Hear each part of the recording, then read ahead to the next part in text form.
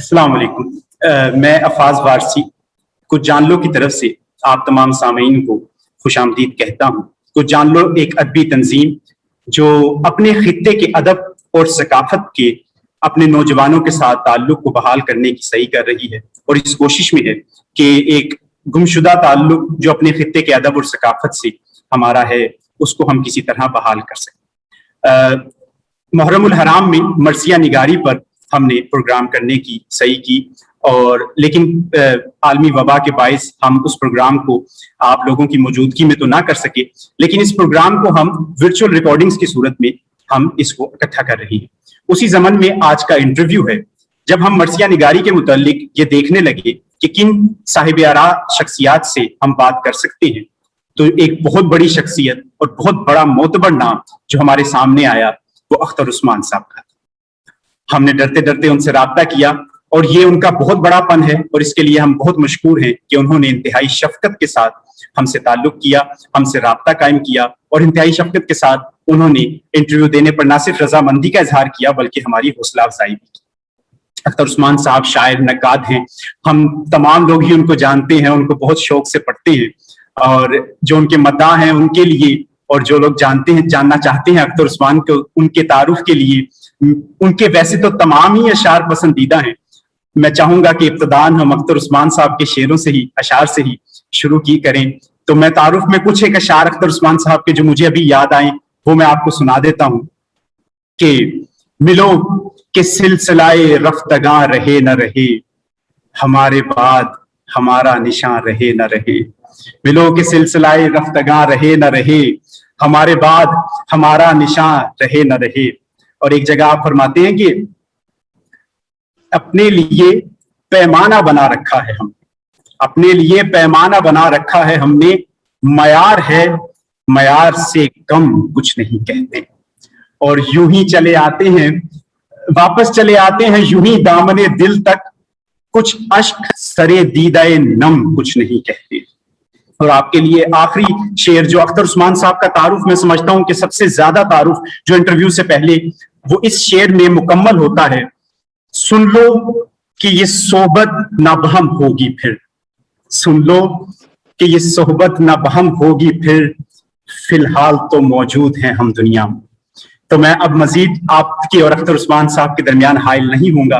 السلام علیکم سر، بہت شکریہ ہمیں جوائن کرنے کی۔ وعلیکم السلام، ویلکم سر، کیسے مزاج ہیں آپ کے؟ طبیعت خیریت سے؟ اللہ کا کرم ہے، مولا کا احسان ہے، دعا ہے آپ کی، بہت شکریہ۔ سر، مرثیہ نگاری کو ہم آپ کہہ لیجئے کہ آج کے انٹرویو میں ہم میں سے، ہماری آڈینس میں سے بھی اور بشمول ہمارے بہت سے ایسے لوگ ہیں جو چیزوں کو جاننا چاہتے ہیں، اس لیے ہماری آرگنائزیشن کا نام بھی کچھ جان لو ہے، اور ہم چاہتے ہیں کہ ہمارا جو ثقافتی اور ادبی ورثہ ہے اس کو ہم جان سکیں تاکہ ہم اس عہد رفتگاں سے جس کی آپ بات کرتے ہیں اس سے تعلق قائم کر سکیں۔ تو اسی سلسلے میں مرثیہ نگاری پر ہم آپ سے بات کرنا چاہ رہے ہیں۔ آغاز ہم یہاں سے کرتے ہیں کہ سر، مرثیہ بالکل بچوں کا سا سوال ہوگا، لیکن ہمیں امید ہے آپ شفقت کریں گے کہ سر مرثیہ کیا ہے، اور جو شاعری کی صنف جس پہ ہم عموماً بات کرتے ہیں، نظم اور غزل، اس سے یہ کس طرح مختلف ہے؟ اصل میں مرثیہ بر صغیر کی، پوری دنیا میں بر صغیر کی شناخت ہے، اور اس کا پوری دنیا میں جواب نہیں ہے۔ اس کا کمپیریزن نہ ایپک سے ہو سکتا ہے نہ ایلیجی سے ہو سکتا ہے۔ معلوم انسانی تاریخ میں واقعہ کربلا کے علاوہ ایک واقعہ بھی ایسا نہیں ہوا جس نے نہ صرف یہ کہ نئی اصناف سخن کو جنم دیا ہو، بلکہ پہلے سے موجود اصناف سخن کو بھی اپنے نام کر لیا۔ مرثیہ بنیادی طور پر آپ یہ دیکھیے کہ ہومر سے ایپک کا کام شروع ہوتا ہے، ٹریجڈی کا، رزمیہ کا، اور ہومر سے ہوتا ہوا ورجل اور ہاریس اور اسکائلس تک پہنچتا ہے، اور بعد میں ڈرامائی شکل میں شیکسپیئر سے ہوتا ہوا بریخت تک پہنچتا ہے، اور بریخت نے ایک نئی طرح دی ڈرامے کو کہ ایبزرڈ بنا دیا۔ ہمارا مرثیہ جو ہے وہ بنیادی طور پر ہماری تہذیبی شناخت ہے، اور اس تہذیبی شناخت کو قائم رکھنے میں اتنا بڑا ہاتھ ہے میر انیس اور میر دبیر کا کہ آپ سوچ بھی نہیں سکتے. جس زمانے میں ریختی جیسی بدنام صنف سخن کہی جا رہی تھی، اس زمانے میں مرثیہ کہہ کر زبان کو بچا لینا یہ ایک معجزے سے کم نہیں تھا. اچھا، یہ مرثیہ جو ہے وہ گریک ٹریڈیشن سے میں نے شروع کیا اور پھر انگریزی کی بھی بات کی کہ کیسے شیکسپیئر سے لے کے تو وہاں تک آتا ہے، بریخت تک آتا ہے، دوسری زبانوں میں کس طرح جاتا ہے مرثیہ، اور فرانسیسی میں ہے، جرمن میں ہے، ہر جگہ ایلیجی ہر جگہ موجود ہے. لیکن جو شکل مرثیے کی بر صغیر میں بنی ہے اور جو اس کے اجزاء مقرر ہوئے ہیں، وہ اجزاء جو ہیں وہ ایسے ہیں کہ ان کا پوری دنیا میں کوئی جواب نہیں. پھر ایک مشکل تھی مرثیہ گو کے لیے کہ وہ اپنے کریکٹرز کیونکہ تاریخی ہیں تو ان میں ذرا سا بھی تبدیلی نہیں کر سکتے، ذرا سی تبدیلی بھی نہیں ہو سکتی کیونکہ وہ ریئل کریکٹرز ہیں، جبکہ ایپک میں ان ریئل کریکٹرز ہوتے ہیں. اور ایپک لکھنے والا اپنے کرداروں کے ساتھ جو چاہے کرے، اس کو اجازت. لیکن مرثیے میں یہ اجازت بالکل نہیں ہے. یہ ایک ایسی تہذیبی صنف ہے جس کا کوئی جواب نہیں. اور اس تہذیبی صنف کو آپ یہ دیکھیں کہ 250 سال ہو گئے اور مرثیہ چل رہا ہے. سب سے پہلے اس کے جو اجزاء مقرر کیے وہ میر ضمیر نے اس کے 9 اجزاء مقرر کیے ہیں، جن میں رخصت ہے، سراپا ہے، اس کے بعد دعا ہے، اس کے بعد چہرہ ہے، چہرے کے بعد مدینے سے رخصت ہے، پھر داخلہ کربلا ہے، پھر اس کے بعد اس میں جنگ ہے، شہادت ہے، ذوالفقار ہے، ذوالجنا ہے، اور شہادت کے بعد بین ہے، اور بین کے بعد پھر دعا پہ تمام ہوتا ہے مرثیہ. اس حوالے سے اس کا پوری دنیا میں کوئی جواب نہیں ہے، عربی فارسی میں بھی کوئی جواب نہیں. حالانکہ عربی میں خنسا نامی ایک خاتون جو ہے انہوں نے مرثیہ اپنے بھائی کا کہا، اور متمم بن نویرہ یہ لوگ تھے جنہوں نے عربی میں مرثیہ کہا. اچھا، فارسی میں مرثیہ آیا اور اس کی پرورش جو ہے وہ سرکاری طور پر صفوی خاندان نے مرثیے کی باقاعدہ پرورش کی اور مرثیہ نگاروں کو اتنا کچھ دیا کہ وہ ساری زندگی آرام سے عیش و آرام سے گزار سکتے تھے. بہت زیادہ نگہبانی کی صفوی دور میں مرثیے کی انہوں نے، اور اس وقت 2 شاعر مرثیے کے ہوئے، محتشم کاشی اور مخلص کاشی. جبکہ بر صغیر میں جو میر نے مرثیے کہے ان پر تنقید کرتے ہوئے سودا نے کہا کہ میں مرثیے کو من جملہ اصناف سخن سمجھتا ہوں، یہ محض کار ثواب نہیں بلکہ ایک آرٹ اور کرافٹ، اور یہ شاعری کی ایسی صنف ہے جو بر صغیر کی نمائندگی کرتی ہے ہماری تہذیب کی.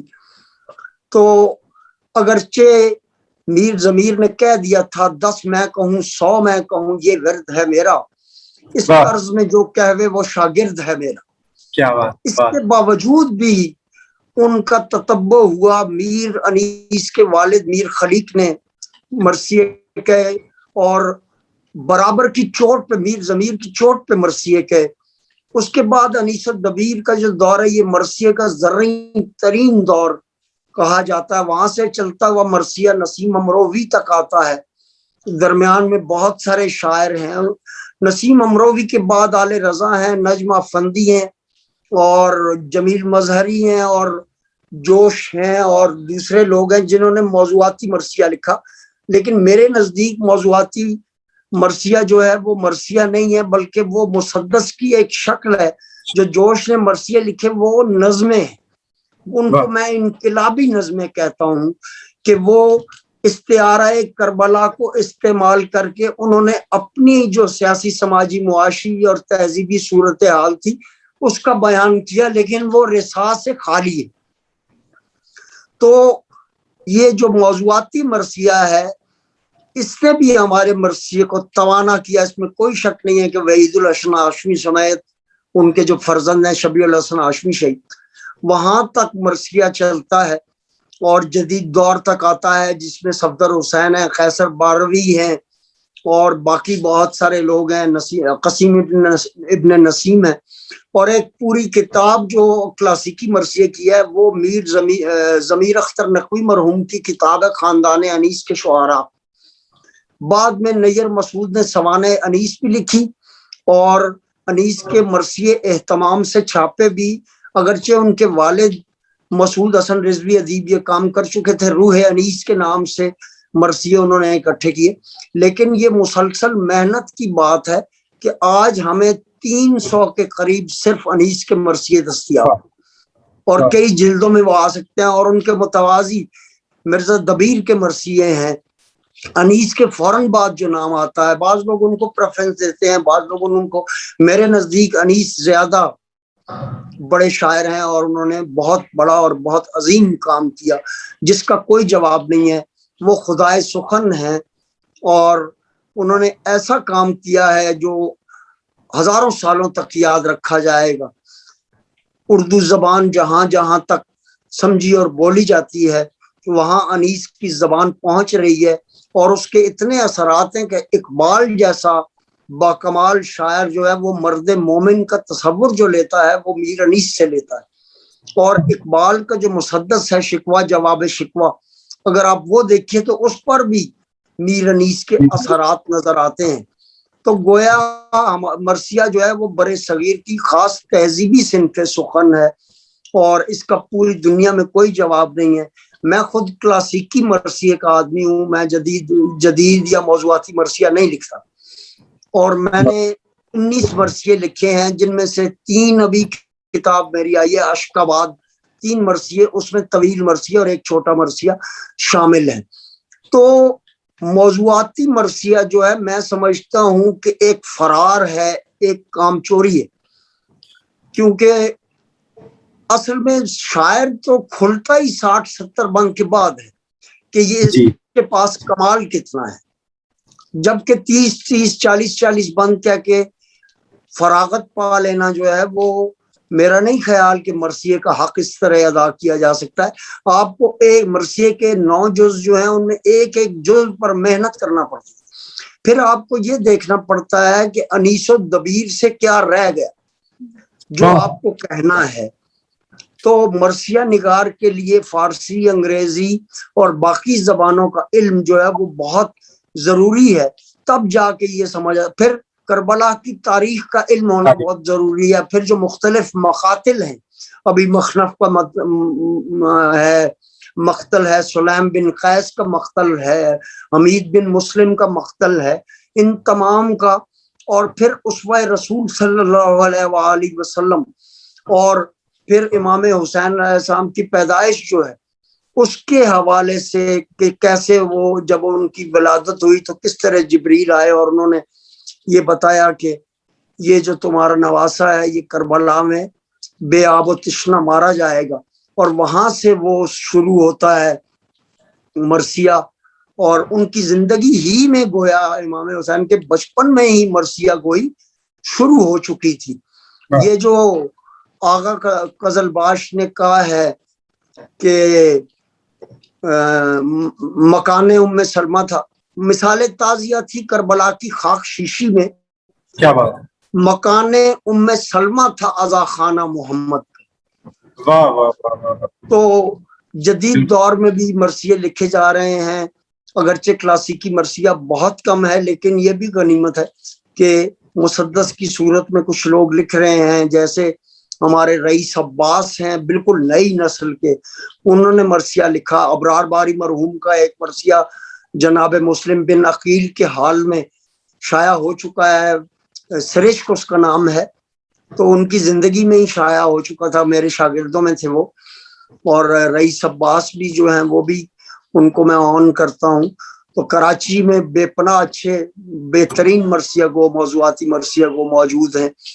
تو مرثیہ ہمیں، آپ یہ دیکھیے، اس میں غزل بھی ہے، اس میں نظم بھی ہے، اس میں مثنوی بھی ہے، اس میں مسدس بھی ہے، اس میں قصیدے کی شان بھی جو چہرہ ہوتا ہے. جیسے مثال کے طور پہ انیس کا مرثیہ ہے نمک खाने तकल्लुम है फसाहत मेरी, नातक़े बंद है सुन सुन के बलागत मेरी, रंग उड़ते हैं वो रंगी है इबारत मेरी, शोर जिसका है वो दरिया है तबीयत मेरी, दर्द सर होता है बेरंग न फरियाद करें, बुलबुलें मुझसे गुलिस्तां का सबक याद करें। वाह वाह वाह।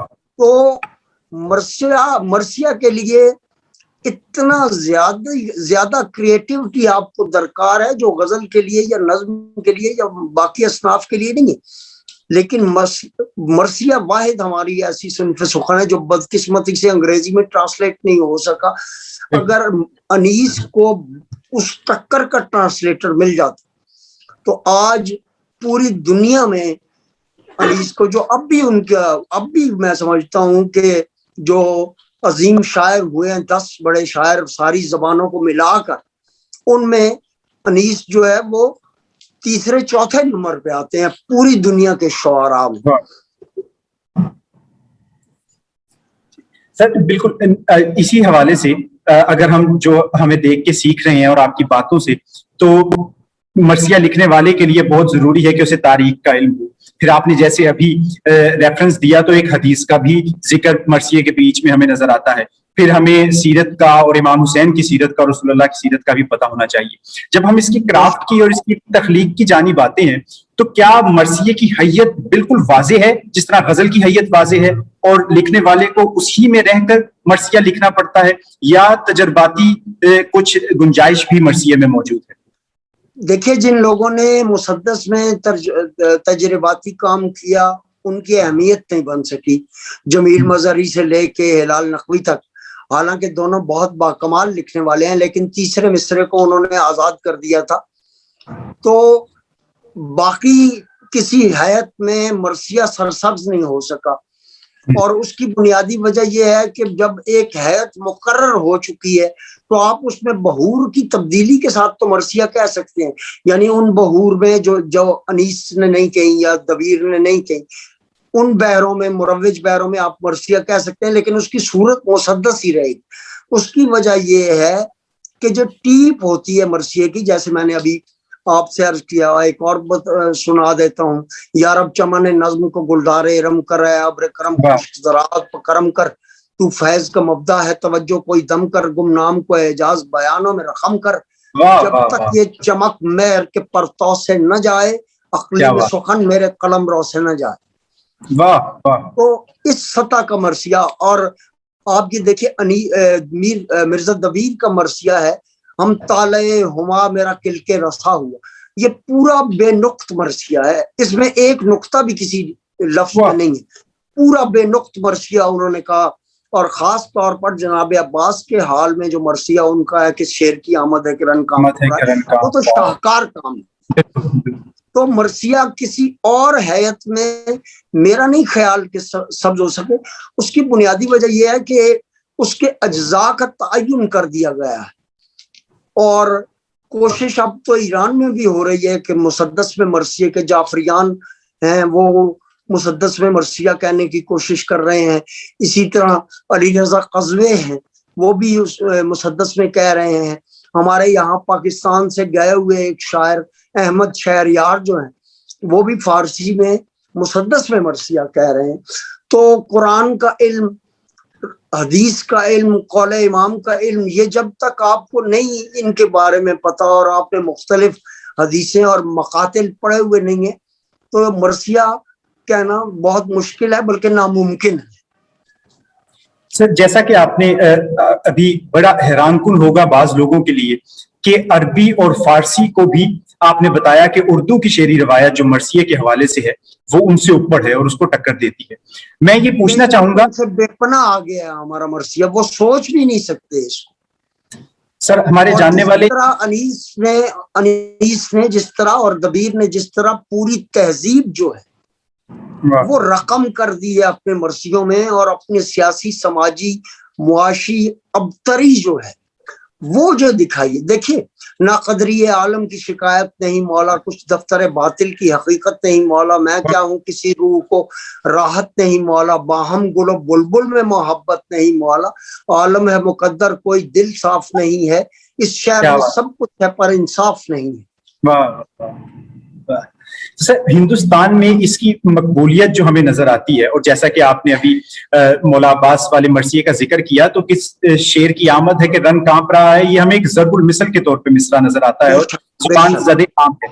اس مقبولیت کو آپ کس نقطۂ نظر سے دیکھیں گے؟ اس کی کیا وجہ بنتی ہے؟ کیا ہماری تہذیب بہت زیادہ موافق تھی مرثیہ نگاری کے، یا کیا اوت کی سلطنت میں اس کی حکومتی سرپرستی اس کی وجہ بنی، یا مذہبی پس منظر اس کا ہماری مذہب سے لگاؤ شاید باقی دنیا کے لوگوں کی نسبت زیادہ ہے، وہ اس کی وجہ بنی، یا لکھنے والوں نے بہت کمال کیا اس میں؟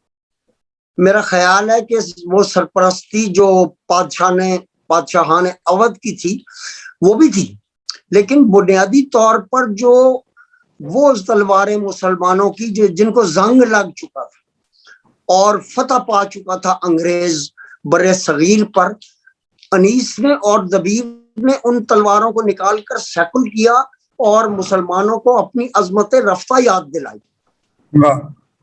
اور یہ ان کا سب سے بڑا کمال ہے کہ انہوں نے اپنی تہذیب میں رہتے ہوئے، آپ دیکھیے انیس کہتے ہیں ثنا خاں کے بزرگوں میں ہے کیا کیا مداح، جد اعلیٰ سے نہ ہوگا کوئی اعلیٰ مداح، باپ مداح کا مداح ہے دادا مداح، ام ذی قدر ثنا خانوں میں یکتا مداح ہے، اگر ذہن میں جودت کوئی موزونی ہے، اس احاطے سے جو باہر ہے وہ بیرونی ہے.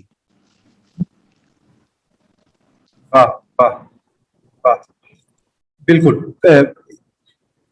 بلکہ میں اپنے سامعین کو بھی بتاتا چلوں کہ اختر عثمان صاحب کے علاوہ اس سیریز میں جو ہمارا دوسرا انٹرویو ہے وہ جو لکھنؤ کے موجودہ نواب ہیں، نواب میر جعفر عبداللہ صاحب، ان سے ہمارا طے پایا ہے، اور انہوں نے بھی بڑی شفقت سے ہمیں اجازت دی ہے، اور اس پہ ہم لکھنؤ میں مرثیے کے متعلق جو ہے وہ بات کریں گے کہ لکھنؤ میں یہ کس طرح پروان چڑھا، وہاں پہ کیا کمال مرثیہ لکھا جا رہا ہے، اور خاندان انیس کے شعراء اور دبیر کے خاندان دبیر کے شعراء جو ہیں وہ، اور ان سے ہٹ کر میر تاشق اور میر عاشق جو ہے ان کے مرثیے آپ دیکھ لیجئے.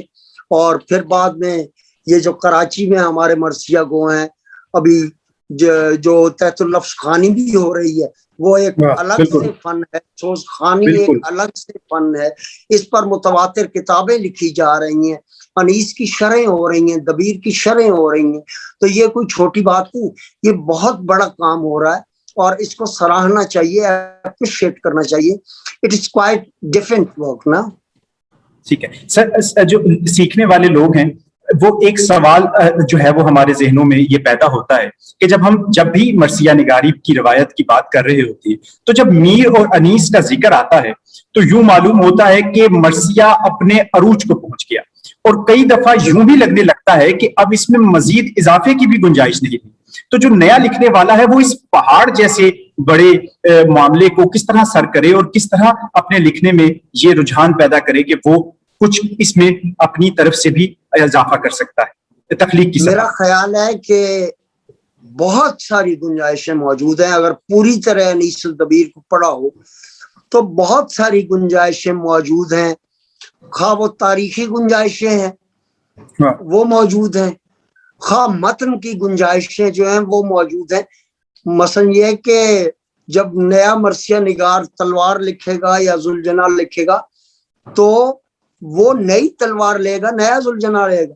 جب تک وہ ایسا نہیں کرتا اس کا مرثیہ گوئی میں داخلہ ہی بند ہوتا ہے. تو متوازی طور میں مثال یہ دے رہا ہوں کہ جب آپ کے دندان مبارک کربلا میں 2 دندان مبارک شہید ہوئے ہیں تو اس پہ پوری عربی، فارسی اور اردو میں صرف ایک مصرع ملتا ہے، وہ بھی انیس کا، ٹھنڈے ہوئے 2 گوہر دندان مبارک. اور مجھے حیرت بھی ہوئی کہ انیس کو واقعہ احد کی یاد کیوں نہیں آئی، غزوہ احد کی یاد کیوں نہیں آئی، کیونکہ اس میں آپ صلی اللہ علیہ وآلہ وسلم کے بھی 2 دندان مبارک شہید ہوئے تھے. تو یہ ایک گنجائش تھی، میں نے کوشش کی کہ اس کو فل کروں. مثلا ناگاہ ایک تیر زنخدہ پہ آ لگا، تھوڑی کو چیرتا ہوا دنداں پہ آ لگا، 2 آبدار لال تھے صحرا کی دھول پر، 2 اور پتیاں نہ رہی ایک پھول پر، پیغمبری تھا وقت نہال بطول پر، بالکل یہی سمے تھا عہد میں رسول پر، سبحان اللہ کھینچنا تھا کہ خون دست ہو گئے 4 اور جس میں پاک میں پیوست ہو گئے۔ تو اسی طرح تلوار جو ہے وہ بھی میں نے نہیں لی ذوالجنابی۔ تو جب تک اپنی طرف سے آپ نہیں لکھتے، میں 1-2 بند جو تلوار کے ہیں وہ بھی عرض کر دیتا ہوں ارشاد تاکہ ڈفرنس جو ہے وہ پتہ چلے۔ بالکل تلوار کیا تھی؟ برق گری تھی ہجوم پر، یکساں تھی اس کی آنچ خصوص و عموم پر، آفت جدا جدا تھی شقی اور شوم پر، سیلی تھی نامیان رو شام روم پر، کس کی ہے ڈھال کس کی زرہ جانتی تھی وہ، کس کس مقام پر ہے گرا جانتی تھی وہ، لمس رسول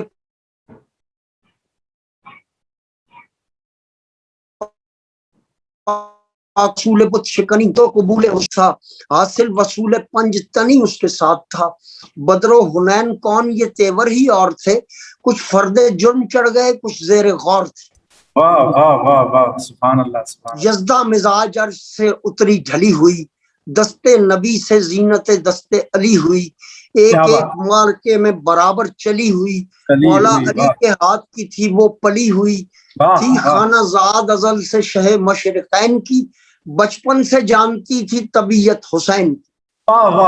سبحان اللہ جن زہریوں کے جی تھے ہرے یاد تھے اسے، بدر و احد فرار پرے یاد تھے اسے، جو دل تھے انتقام بھرے یاد تھے اسے، ایسی دو لب تھی سب شجرے یاد تھے اسے، اتری لہو میں تیغ و سپر کاٹتی ہوئی، ایک ایک پر اٹھی تھی وہ لب چاٹتی ہوئی، پہلو بدل بدل کے وہ ایک ایک کو پڑی، کٹ کر وہیں پہ مر گیا ایک ضرب جو پڑی، 2 کو 4 5 کو 10 1 کو 2 پڑی، ہاتھ اس نجس کا قطع ہوا اس کی کھوپڑی، دل میں کبوتری سی وہ گٹکی اتر گئی، چلا چڑھا رہا تھا کہ چٹکی اتر گئی۔ تو انیس کے بعد تلوار لکھنا کوئی اتنا آسان کام نہیں ہے، دبیر کے بعد لکھنا اتنا آسان کام نہیں ہے۔ تو یہ ہماری جسارت ہی آپ سمجھ لیجئے کہ ہم نے اپنی طرف سے جو حصہ ڈالا اور کوشش کی۔ تو اسی طرح ذوالجناح کے 2-3 بند آپ کو عرض کرتا ہوں میں۔ اللہ رے سمند شہدین کا وہ جلال، فخر غزال چشم تھی رشک اسد جمال، گیسوئے حور مان پڑے دیکھ کر عیال، کب کے دری کو بھول گیا وہ چلن وہ چال، نالین دیکھ دیکھ کے خورشید مان تھا، ایک ایک سم تراش میں پہلی کا چاند تھا۔ کیا بات ہے، سبحان اللہ، واہ واہ واہ، ایک ایک سم تراش میں پہلی کا چاند تھا، آنکھوں میں گھومتے ہوئے ڈورے خدا کی شان، تھے نرگسی پہ ڈیلے تھے گورے خدا کی شان، پیاسا تھا اور بھرے تھے کٹورے خدا کی شان، توسن تھے اس کے سامنے کورے خدا کی شان، دروازہ حیات شقی بھیڑتا ہوا، کیا کھیلتا تھا شاہ رگیں چھیڑتا ہوا۔ بالکل سر، اور یہ بڑا حوصلہ افزا ہے آپ نے جو تلوار اور ذوالجناح دونوں ہمیں میر انیس کے مطلب کے بعد اس طرح اس میں استعارے اور تلمیحات اور نئے رنگ پیدا کرنا، یہ واقعی نئے لکھنے والوں کے لیے ایک حوصلہ افزا بات ہے۔ اور جس طرح کہ آپ نے بتایا اس کے لیے ضروری ہے کہ اس سے پہلے آپ کو اپنا علم تاریخ کے معاملات میں، سیرت کے معاملات میں، مختلف زبانوں میں آپ کو پتا ہونا چاہیے کہ ایپک لکھا گیا ہے تو اس میں کیا ہے، یعنی ہومر سے لے کے ملٹن تک جو ایپک رائٹنگ ہوئی ہے، یعنی میں اوڈیسی اور اس کی بات کر رہا ہوں پیراڈائز لاسٹ کی، آپ کو یہ سارا کچھ دیکھنا پڑتا ہے۔ اور آپ کو فردوسی جو پسندیدہ ترین شاعر ہیں انیس کے، جنہوں نے یہ کہا تھا کہ بصیرنج بردم در ان سال سی منم زندے کردم بدن پارسی، کہ 30 سال مجھے لگے اور میں نے فارسی کو زندہ کر دیا۔ اور رستم کے بارے میں یہ کہا کہ وہ کچھ بھی نہیں تھا، اس کو تو میں نے بنایا ہے۔ بالکل صحیح، بالکل درست بات۔ جبکہ مرثیے کا شاعر یہ نہیں کہہ سکتا، وہ پابند، وہ عمر کو بھی تبدیل نہیں کر سکتا، 61 ہجری کو 60 ہجری نہیں کر سکتا وہ. سائیکالوجی میں تبدیلی نہیں کر سکتا. مختلف کرداروں کا جو آپس میں ربط ہے, جو سماجی خونی رشتے ہیں, ان کا بیان جو ہے اس میں وہ تبدیلی نہیں کر سکتا. تو اس صورت میں رہتے ہوئے, باقاعدہ تاریخ میں رہتے ہوئے مرثیہ کہنا بہت مشکل تھا, بہت مشکل. بالکل بالکل درست بات ہے. اور جیسا کہ آپ نے ذکر کیا کہ باقی جتنی بھی روایات اس قسم کی ملتی ہیں اس میں ایک بالکل کھل کے کھیلنے کی اجازت ہے شاعر کے پاس. لیکن میں چاہوں گا کہ آپ نے بہت سی احتیاطوں کو واضح کر دیا جو کہ مرثیہ نگار کو اپنے ملحوظ خاطر رکھنا پڑتی ہے. تو کیا ایک ہم کوئی اس طرح کا تھریش ہولڈ یا ایک خط ہم تصور کر سکتے ہیں کہ جو مرثیہ لکھنے والے کو معلوم ہو کہ اس سے باہر نہیں وہ پھانک سکتا, بات کرنے کے معاملے میں, اپنے تخیل کی پرواز کو دکھانے تک کے معاملے میں, کیا اس طرح کی کوئی احتیاط ملحوظ خاطر رکھنی ہوتی ہے مرثیہ نگاری میں؟ بے شک اس کو رکھنی ہوتی ہے. جناب حر کی شہادت سے لے کے اور باقی جو شہداء ہیں امام حسین تک, ان کی شہادت کو دیکھتے ہوئے اور اس کے بعد پھر زندان میں جانا ہے اہل بیت کا, اور زندان سے پھر حضرت سکینہ کی شہادت, اور پھر واپس آ کے سروں کو دفن کرنا چہلم میں, وہ پوری روایات, اور خاص طور پر پھر وہاں سے واپسی جو ہے مدینہ, کربلا سے مدینہ واپسی, جب یہ لٹا پٹا قافلہ آیا ہے تو حضرت ام کلثوم کا ایک مرثیہ ہے مدینہ جدنا لا تقبلین, جس کا ترجمہ میر انیس نے کیا جب حرم مقتل سرور سے وطن میں آئے. تو یہ سب کچھ جاننا بہت ضروری ہے. احتیاط اتنی ضروری ہے کہ آپ کسی کردار کو, اب یہ دیکھیے, اب ایک مثال کے طور پہ ایک منظر انیس نے دکھایا ہے کہ ہر لڑ رہے ہیں لشکر یزید سے, اور ایک اونچے ٹیلے پہ امام اور ان کے رفقا کھڑے ہیں, اور ان میں حضرت عباس بھی ہیں اور شہزادہ علی اکبر بھی ہیں. تو وہاں وہ کھڑے ہو کے ہر کی حوصلہ افزائی بھی کر رہے ہیں اور داد بھی دے رہے ہیں, ایک اونچے ٹیلے پر دیکھ رہے ہیں کہ لڑائی ہو رہی. تو انیس نے لکھا ہے کہ دم بدم ہر کی ثنا کرتی تھی سب فوج شاہ, بارک اللہ کی دیتا تھا صدا دلبر شاہ, کہتے تھے حضرت عباس ہر غازی واہ, شاہ ہر ضرب پہ فرماتے تھے ماشاء اللہ. اپنی جاں بازی کا غازی جو صلہ پاتا تھا مسکراتا ہوا تسلیم کو جھک جاتا. واہ واہ واہ واہ واہ. تو یہاں آپ یہ دیکھیں کہ مرثیہ کے 130-140 بند ہو چکے ہیں. ابھی انیس نے شہادت بھی اور کی لکھنی ہے, بیان بھی لکھنے ہیں, دعا بھی لکھنی. تو جب اور ایک لائن ضائع کیے بغیر گریز انیس نے کیا, کے ابھی جو میں نے پڑھا کہ اپنی جاں بازی کا غازی جو صلہ پاتا تھا مسکراتا ہوا تسلیم کو جھک جاتا تھا.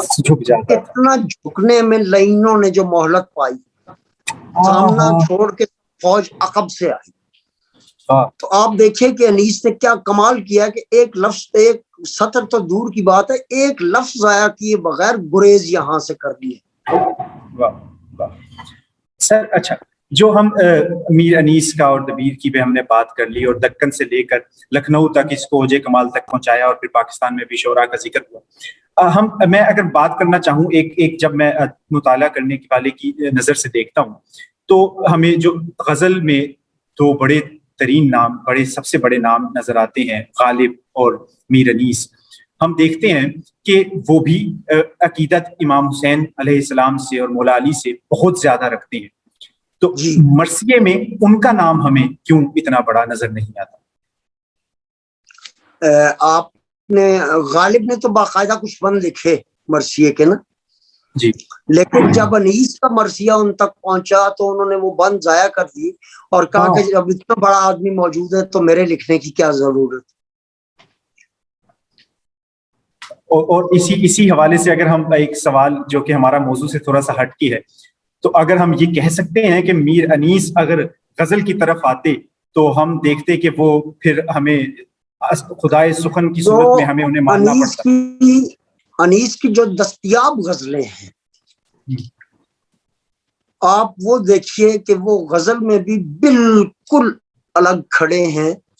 جو دستیاب غزلیں ہیں ان میں سے آپ دیکھیے, اور انیس تم کا بھروسہ نہیں ٹھہر جاؤ, चिराग लेके कहाँ सामने हवा के चले, वाह, या सदा है फिक्र तरक्की बुलंद बीनों को, हम आसमान से लाए हैं इन जमीनों को, ये बेसबब नहीं सूने घरों का सन्नाटा, मकान याद किया करते हैं मकीनों को, ख्याल खातिर अहबाब चाहिए हरदम, अनीस ठेस न लग जाए आप गीनों को, या शहीद इश्क हुए कैसे नामवर की तरह, जहां में ऐब भी हमने किए हुनर की तरह, तमाम खल्क है खाहाने आबरू यारब, छुपा मुझे सदफ़े कब्र में गोहर की तरह, अनीस यूं हुआ हाले जवानियों पीरी, बढ़े थे नखल की सूरत गिरे समर की तरह। तो ये मेरे नजदीक जदीद तरीन गजल के बानी भी मीर अनीस है।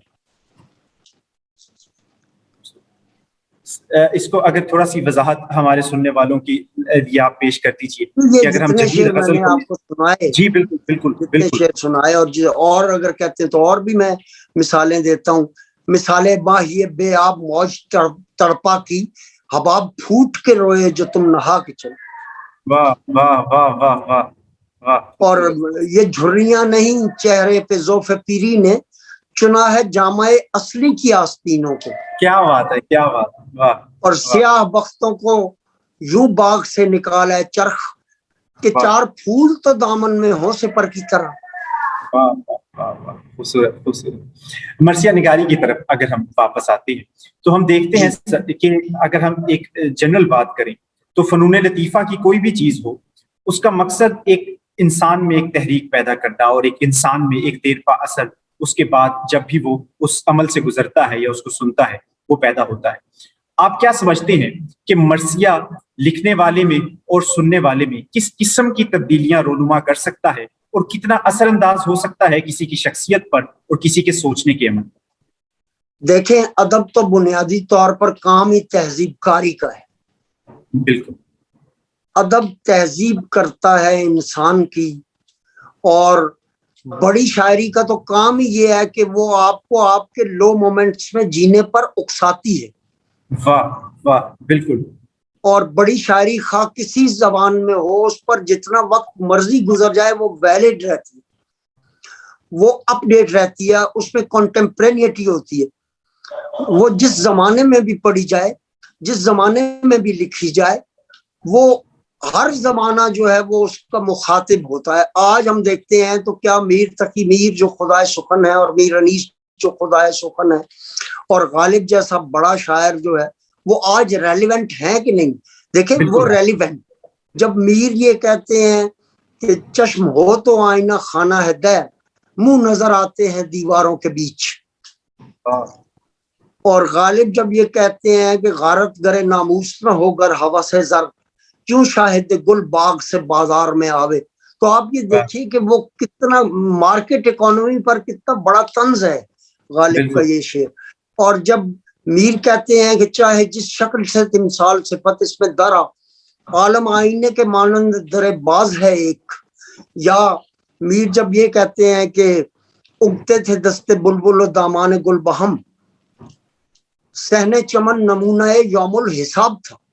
वाह वाह, वो कितना कमाल कमेंट है, सोशल कमेंट जो है।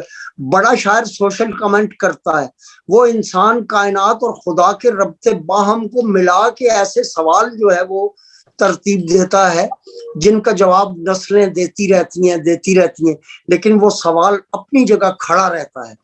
और बड़े अदब की खूबी ये है कि चाहे उस पर जितना वक्त गुजर जाए वो वैलिड रहता है। तो अनीस वैलिड है, और मर्सिया इसलिए वैलिड है कि इसमें हम अपनी इस्लामी तारीख भी बयान कर रहे होते हैं, ह्यूमन हिस्ट्री भी बयान कर रहे होते हैं, अपना हीरो का बयान भी कर रहे होते हैं, विलन्स का बयान भी कर रहे होते हैं। और मर्सिया असल में अमल खैर का तसलसल है। जो मजीद अमजद ने अपने लिए कहा था कि मैं अमल खैर के तसलसल का शायर, तो बुनियादी तौर पर मर्सिया अमल खैर के तसलसल का नाम है। वाह वाह, ये तहजीबों को आपस में करीब लाता है, इंसानों को एक दूसरे से भगाने के बजाय। ये तहजीबों के तसादुम वाला, हंटिंगटन वाला काम नहीं है, क्लैश ऑफ सिविलाइजेशंस का काम नहीं है। ये तो तहजीबी मवाफिकत पैदा करता है बड़ा ادب.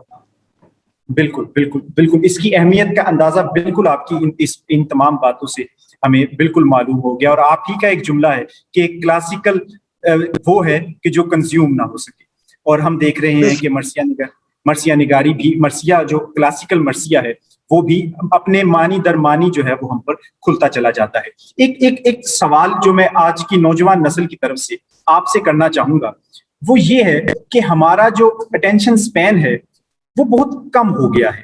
ہم طویل اور زیادہ بڑی چیز کو ہم کنزیوم کرنا تو لفظ نہیں میں استعمال کرنا چاہوں گا, ہم تساہل پسندی کا شکار ہو گئے ہیں, میں یہ کہوں گا, جو قاری ہے وہ بھی اور جو لکھنے والا ہے وہ بھی. اب اس حوالے سے ذمہ داری جو آتی ہے نا اس میں, وہ لکھنے والے پر آتی ہے ذمہ داری. جی سر. وہ اس معیار کا لکھ نہیں رہا جس معیار کا پڑھنے والے چاہتے ہیں. تو بڑا شاعر جو ہوتا ہے وہ دو کام کرتا ہے, ایک تو بڑی شاعری کرتا ہے, دوسرا قاری کی سطح پر آنے کے بجائے اس کو اپنی سطح پر لے کے آتا ہے. جو لوگ اس نقطے پر سمجھوتا کر لیتے ہیں کہ انہیں قاری کی سطح پہ آنا ہے, وہ کنزیوم ہو جاتے ہیں, وہ زندہ نہیں رہتے. آپ یہ دیکھیے غالب 500 کا بھی بک رہا ہے اور 5000 کا بھی بک رہا ہے. شیکسپیئر 5 پاؤنڈ میں بھی بک رہا ہے اور 500 پاؤنڈ میں بھی بک رہا ہے, لیکن وہ کنزیوم نہیں. وہ بڑا ادب کنزیوم نہیں ہوتا, پیریشیبل نہیں ہوتا, ڈسپوزیبل نہیں ہوتا. یہ بڑے ادب کی خصوصیات ہیں. اور پھر بڑا شاعر جو ہے وہ زبان میں اضافہ کرتا ہے. انیس نے اور دبیر نے اردو زبان کو کتنے نئے الفاظ دیے. اب تو فرہنگ انیس تیار ہو گئی, فرہنگ دبیر تیار ہو گئی. اور بالکل اسی زمن میں جو ہمیں غالب کی طرف سے بھی یہ بات ملتی ہے کہ شاعری معنی آفرینی کا نام ہے, تو ہم دیکھتے ہیں کہ میر اور دبیر کے ہاں ہمیں یہ نظر آتا ہے کہ ایک ایک لفظ کتنے معنی اپنے اندر رکھتا ہے, اور وہ تمام واقعات میں ہوتے ہیں. لکھنؤ میں اس کا عروج ہوتا ہے, اور پھر ہمیں گزشتہ کچھ عرصے تک رئیس امروہوی کی صورت میں, اور جس طرح آپ نے جوش کا ذکر کیا, وہ بھی نظر آتا ہے. آج کل بھی آپ نے تمام نام دیے, رئیس عباس صاحب کا آپ ہیں, افتخار عارف صاحب ہیں. آج آپ مرثیے کو کہاں پر دیکھتے ہیں؟ کیا یہ فن جتنا اس کا حق ہے وہ ادا ہو پا رہا ہے؟ اور کیا آپ دیکھتے ہیں کہ یہ فن ہمارے معاشرے میں اس طرح موجود ہے کہ جس طرح ماضی میں تھا؟ خیر اس طرح تو موجود نہیں ہے. اگر نہیں ہے تو ہم اس زمن میں کیا کر سکتے ہیں کہ ہم اس فن کو دوبارہ اجاگر کر سکیں؟ اس ضمن میں بنیادی طور پر یہ ہمیں تربیت کرنی ہوتی ہے. دیکھیے مرثیے کی مجالس اس کا بنیادی نقطہ ہے کہ یہ سینٹر ہے اور یہ وارٹیکس ہے ہماری گفتگو کا, کہ اس تحت اللفظ مرثیے کی مجالس جو ہیں وہ بہت زیادہ ہونی چاہیے تاکہ مرثیے کو فروغ ملے. ہم سرکاری سرپرستی تو چاہتے ہی نہیں, ہم تو یہ چاہتے ہیں کہ within the community and out of community مرثیے کو بنیادی طور پر ایک تہذیبی ذمہ داری سمجھ کے اگر لکھا جائے, محض ایک مذہبی فریضے کے طور پہ نہیں بلکہ کرافٹ اور آرٹ کی اعلیٰ ترین سطح پر اگر لکھا جائے, تو پھر جا کے ہم اس قابل ہوں گے کہ یہ ہماری تہذیب میں جو رچا بسا ہے, ہمارے خمیر میں گندا ہوا ہے, ہمارے کلچرل فلامنٹس میں اور کلچرل فیبرک میں یہ چیزیں جو گندی ہوئی ہیں یہ اظہار کی راہ پا سکیں. اس کے لیے ضروری ہے, جیسا کہ میں نے پہلے عرض کیا, کہ بہت سارے علوم کا مطالعہ, کیونکہ یہ ایک سینرجی ہے. میں آپ تاریخ پڑھ کے بھی مرثیہ نہیں کہہ سکتے, بہت سارے علوم کو بروئے کار لانا پڑتا ہے. لنگوسٹکس جو ہے باقاعدہ ایک شعبہ ہے, اور آپ کو یہ معلوم ہے کہ گزشتہ 1950 سے لے کے آج تک جو فلسفہ ہے وہ لنگوسٹکس کے سپرد ہو گیا ہے, اور پوسٹ ماڈرنسٹوں نے فلسفے کو اغوا کر لیا لنگوسٹکس کی صورت میں, اور وہ سوال باقی نہیں رہنے دیے جو انسان کے بنیادی سوال ہیں, جن کی طرف میں نے اشارہ کیا کہ انسان, کائنات اور خدا جو ہے, یہ جو مثلث ہے اس کا آپسی ربط کیا ہے. دیکھیں یہ اس نے ٹیری ایگلٹن نے اپنی 2 کتابیں لکھی ہیں. پہلے وہ پوسٹ ماڈرنسٹ تھے, پھر وہ تائب ہوئے باقاعدہ, اور انہوں نے آفٹر تھیری ایک کتاب لکھی. اس کے بعد انہوں نے ایک کتاب لکھی وائی مارکس واز رائٹ.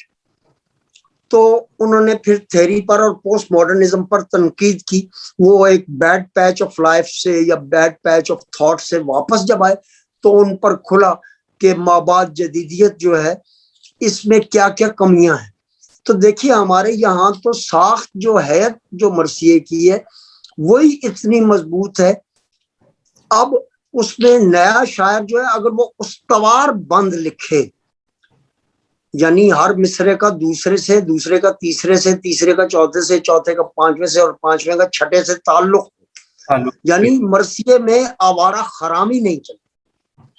ایسے نہیں ہے کہ کسی شخص نے 5-7 بند کہہ دیے تو وہ مرثیہ نگار ہو گیا. ان جو 4-5-7 بند ہیں ان کے اندر ایک ربط جو ہے، ایک ارتباط جو ہے، وہ جب تک نہیں ہے تو مرثیہ نگاری کا فن جو ہے وہ ناممکنات میں سے ہے. اور یہ سٹیٹمنٹ دینے میں ہم بالکل حق بجانب ہوں گے کہ مرثیہ نگاری ایک مکمل فن ہے. بے شک مکمل فن ہے مرثیہ نگاری. اور آپ نے جس طرح کے بتایا کہ آج بھی لکھنے والے اپنی کوشش کر رہے ہیں اور لکھ رہے ہیں، اور پاکستان میں بھی مرثیہ لکھا جا رہا ہے، ایران میں بھی لکھا جا رہا ہے، اور فارسی میں اور اردو میں ہمیں اس کی جو موجودہ صورتحال میں بھی ہمیں اس کا تعلق جو ہے وہ نظر آتا ہے. حکومتی سرپرستی کی آپ نے بات کی کہ وہ نہ کسی شاعر کی خواہش ہے، نہ کچھ اس طرح کی جو ہے وہ ہم چاہتے ہیں، لیکن حکومتی سطح پر کیا اس بات کا ادراک ہونا ضروری ہے کہ کیونکہ یہ ایک بہت زیادہ بڑا تہذیبی ورثہ ہے اور تہذیب میں ایک بہت اہمیت کا حامل ہے، تو کیا حکومتی سطح پر کم از کم اس کا ادراک ہونا چاہیے کہ وہ اس تہذیبی عنصر پہ کوئی کام کر سکی؟ کاش ایسا ہو سکے، کاش ادراک ہو. یہ تو ایک بہت بڑی بات ہے، اگر اس طرح ہو جائے تو بہت بڑی بات ہے. ہم ایک اپنی تہذیبی صنف سخن کو بچا سکتے ہیں، اس کو نکھار سکتے ہیں، سنوار سکتے ہیں، اس میں اضافہ کر سکتے ہیں، اس میں ترامیم کر سکتے ہیں. یہ ساری چیزیں ہیں. اور آج کی جو بات ہے وہ مرثیے میں آئے، ہمارے جو اصل مسائل ہیں ان کو ریلیٹ کر کے مسدس کی صورت میں اور کلاسیکی مرثیے کی صورت میں وہ ہمارے سامنے آئے تو شاید کوئی باب امید کا کھل سکے. اچھا سر، اب اختتام کی جانب ہم بڑھ رہے ہیں. ہماری جو آرگنائزیشن ہے وہ ایک بڑی جو ہمیں لاہور میں ہمیں جس حوالے سے جانا جاتا ہے وہ ڈرامائی پڑھنت کے حوالے سے، ڈرامیٹک ریڈنگ کے حوالے سے جانا جاتا ہے. تو ہم چاہتے تھے کہ اختتامی پہ ہم اس مرثیہ نگاری کے بعد مرثیہ گوئی پہ بات کریں اور اس حوالے سے آپ سے جانیں کہ کیا مرثیہ گوئی بھی ایک مکمل فن ہے. اور جس طرح آپ نے بتایا کہ مرثیے کو زندہ رکھنے میں مرثیے کی مجالس نے بڑا اہم کردار ادا کیا، تو مرثیہ گوئی کے حوالے سے اگر ہم خالی دیکھنا چاہیں یا صرف اس کی پڑھنت کے حوالے سے دیکھنا چاہیں تو وہ ہمیں کن باتوں کو جو ہے وہ مد نظر رکھنا؟ غالباً آپ مرثیہ خوانی کی بات کر رہے ہیں. مرثیہ خوانی، معذرت، مرثیہ گوئی نہیں، مرثیہ خوانی. مرثیہ خوانی ایک بہت بڑا فن ہے اور انتہائی مشکل کام ہے.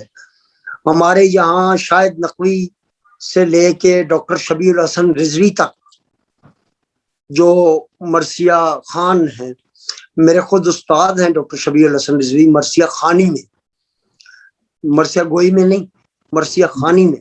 تو ان سے میں نے یہ فن سیکھا کہ کس بند کو کیسے پڑھنا ہے، کس مصرے کو کیسے ادا کرنا ہے. واہ. تو اس کے کچھ نمونے میں نے ابھی آپ کو تیزی میں سنا بھی دیے. تو جب ایک ایک لفظ پر غور کرنا اور پھر اس کو استعمال کرنا اور پھر ہاتھوں کے اشارے کے بغیر، یہ آداب مرثیہ خوانی ہے کہ آپ اس میں ڈرامہ نہ کریں جیسے زید بخاری کیا کرتے تھے یا اور لوگوں نے ڈرامہ کیا. اگرچہ وہ زید بخاری مجھے بالکل پسند نہیں ہے، وہ بہت برا پڑھتے تھے، ان سے اچھا تو ہمارے طلعت حسین پڑھتے ہیں. تو ایک آداب پورے ملحوظ خاطر رکھتے ہوئے جو ہے وہ مرثیہ پڑھنا جو ہے وہ بہت لازمی. اور مرثیہ خوانی جو ہے یہ اس کی مجالس جو ہے وہ آپ کی تربیت کرتی ہیں، آپ کو زبان سکھاتی ہیں، آپ کو تمیز سکھاتی ہیں، آپ کو اخلاق سکھاتی ہیں. اور یہ بہت بڑا آرٹ ہے مرثیہ خوانی. ایک مکالماتی جو رنگ ہمیں مرثیے میں نظر آتا ہے، جو ڈائیلاگ نظر آتا ہے، وہ اثر کہاں سے ہے؟ وہ کیا داستان گوئی کا اثر ہے یا ڈرامہ کا اثر ہے؟ یہ داستان گوئی کے اثرات ہیں. جب کردار آپس میں گفتگو کرتے ہیں تو دیکھیے، اب ایک موقع ہے جہاں پہ علم کے خواہاں ہیں جناب اون اور جناب محمد، کیونکہ وہ نانا اور دادا دونوں کی طرف سے علمدار ہیں. کیا بات ہے، واہ، ان کے نانا بھی جعفر طیار بھی علمدار یار تھے بھی اور جناب رسول اللہ کے حضرات بھی علمدار، علمدار تھے. واہ، تو وہ ان کو امید ہے کہ یہ علم ہمیں ملے گی. تو انیس ان سے یہ کہتے ہیں کہ ماں ان سے یہ کہہ رہی ہے کہ تسلیم چاہیے کہ جو عہدہ سپرد ہو، چھوٹوں کے تم بزرگ، بزرگوں کے خرد ہو. واہ، واہ، ایک دو پہر کے واسطے ناحق یہ کیلو کال، تم ہو گیا تابا اثر نہ عباس خوش خصال. واہ، تسلیم چاہیے کہ جو عہدہ سپرد ہو، چھوٹوں کے تم بزرگ، بزرگوں کے خرد. اردو، واہ واہ. اور یہ جو مرثیہ خان ہے اس کے لیے بھی آپ کہہ لیجئے کہ یہ اس کے پاس ایک بہت ورائٹی ہے اور وہ بہت بڑا میدان ہے کھیلنے کا کہ جب اس طرح کے معاملات ہمیں نظر آتے ہیں. سر سیکھنے کے حوالے سے رزمیہ شاعری کیا ہوتی ہے اور وہ مرثیے میں کس انداز سے ہمیں نظر آتی ہے؟ دیکھیے وہ رجز میں، مرثیے کے رجز میں ہمیں نظر آتی ہے. یہ جو ایپک ہے، رزم ہے، یہ مرثیے کے رجز میں نظر آتی ہے. دیکھیے وہ جیسے انیس نے لکھا ہے کہ جناب قاسم کے حوالے سے کہ وہ اپنا تعارف کرا رہے ہیں کہ ہیرے سے جو شہید ہوا اس کا لال ہوں. واہ، دیکھیں بلند کون ہے اور پست کون ہے، کھل جائے گا ابھی کہ زبردست کون ہے. کیا بات، واہ واہ، تو ہر مقام پر اس میں ایک تو آپ یہ ذہن میں رکھیے کہ جن لوگوں کی آواز اچھی ہوتی ہے، بیس اچھی ہوتی، ہماری آوازیں تو چھوٹی آواز ہے، جن کی بیس اچھی ہوتی ہے وہی مرثیہ خوانی کا حق ادا کر سکتے ہیں.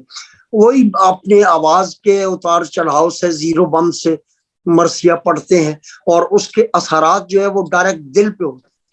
دل پہ اترتے ہیں. یہ ہمارے سننے والوں کے لیے اور ہماری ٹیم کے لیے بہت اہمیت کا حامل ہے کیونکہ ہم میں سے بہت سے لوگ اپنی کسی کوشش جو ہے وہ پڑھنت کے حوالے سے کرتے ہیں.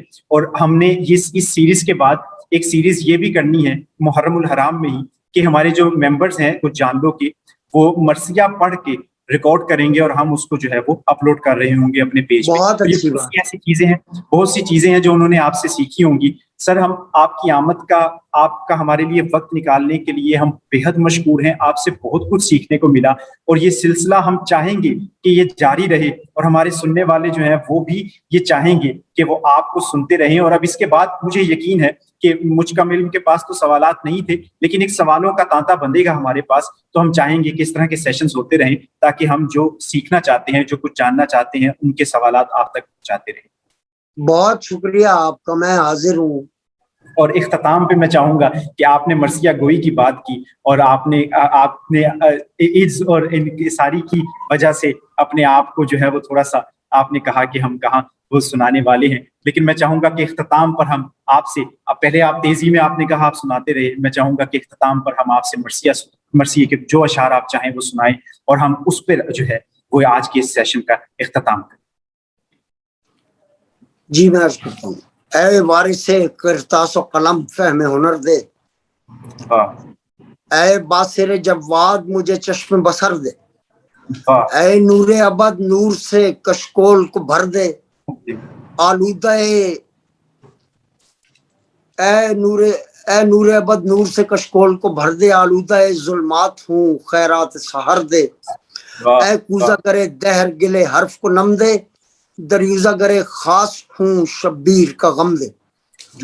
سلطان کا پرستار نہیں بندہ عاصم، منصب کا ہوسکار نہیں بندہ عاصم، مدحت کا سزاوار نہیں بندہ عاصم، پروردہ دربار نہیں بندہ عاصم، افسردہ دنیا ہوں یہی ناز ہے میرا، رم خوردہ دنیا ہوں یہ اعزاز ہے میرا. تعریف غزالان ختن لب پر نہیں ہے، صد شکر قصائد کا چمن لب پر نہیں ہے، حق بات سوا کوئی سخن لب پر نہیں ہے، کچھ باعث سے آزاری فن لب پر نہیں ہے، مدح شہ دلگیر ہی مقصود ہے مولا، تو واقف اقوال ہے معبود ہے مولا. مدح شہ دلگیر کے لائق تو نہیں ہوں میں، سختہ جلوہ یک مہر مبیں ہوں میں، ذرہ ناچیز تو بس کفش نشیں ہوں، یہ ان کی توجہ ہے کہ اسوار بزیں ہوں، ہر چند کے آداب فن ذکر نہ دارم، सद शुक्र बपैराये कज फिक्र न दौरम, इस जिक्र की तौफीक नहीं ताब नहीं है, कमजोर है दिल ताकत आसाब नहीं है, ये बहर बड़ा खेज है पायाब नहीं है, हर नाकस कस वाकिफे आदाब नहीं है, लाजिम है ज़बान चश्मा फिरदौस में धुल जाए, शफाफ रहे मगज़ कलम औस में धुल जाए। वाह वाह, बहुत बहुत खूबसूरत, बहुत खूबसूरत, बहुत शुक्रिया सर। और आप, मैं अपनी तरफ से, अपनी टीम की तरफ से, कुछ जानलो की तरफ से आपका शुक्रिया अदा करता हूं और अपने सामीन के सामने ये बात रखता हूं कि हमने इस इंटरव्यू से बहुत कुछ सीखा। मर्सिया की निगारी, मर्सिया निगारी हो, लिखने वाला कारी हो, या जो इससे वाबस्ता है मर्सिया ख़ानी के हवाले से, वो दरअसल हमारी तहजीब में कितनी अहमियत के हामिल रखते हैं, और इससे ज़बान, अदब और इखलाक के जो हमारे मौजूदा तहजीब में फुकदान नजर आता है, वो किस तरह बहाल हो सकता है, ये हमने जाना। और अख्तर साहब की बहुत बहुत मेहरबानी कि उन्होंने कुछ टेक्निकल पॉइंट्स भी जो है कहाँ पे एहतियात रखी जाती है, और मर्सिया लिखना अगर आप चाहते हैं तो आपको कौन कौन से अलूम जो हैं वो आने चाहिए, और फिर जिस तरह हमने उसके नो के नो जो अबवाब होते हैं उन पर भी गुफ्तगू की। तो उम्मीद है आप लोगों को बहुत कुछ जानने को मिला होगा, और कुछ जानलों ने जो आपके सामने ये काबिश रखी है उसके लिए हम सबसे ज्यादा मशकूर हैं अख्तर उस्मान साहब के, और हम अपनी टीम के, जिसमें कुरतुलैन हैं, अब्दुल बासित हैं, तौकीर नियाजी साहिबा हैं और फारूक हैं, जिन्होंने इस इंटरव्यू को मुमकिन बनाया। आप तमाम लोगों का बहुत शुक्रिया। अख्तर साहब आपका बहुत शुक्रिया। आप सलामत रहिए। बहुत शुक्रिया। अल्लाह हाफिज। अल्लाह हाफिज सर।